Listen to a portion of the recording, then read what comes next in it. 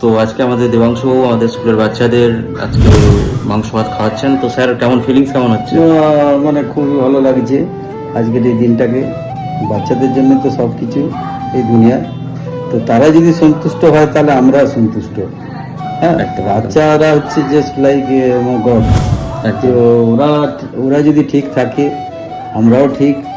অনেক দিনই ইচ্ছা ছিল বাচ্চাদের খাওয়ানোর, তো আজকে দ্যাট হ্যাজ বিন ফুলফিল। ঠিক আছে স্যার, হ্যাঁ, ভালো লাগলো। मेरा तमन्ना पूरी हुई आज। একদম।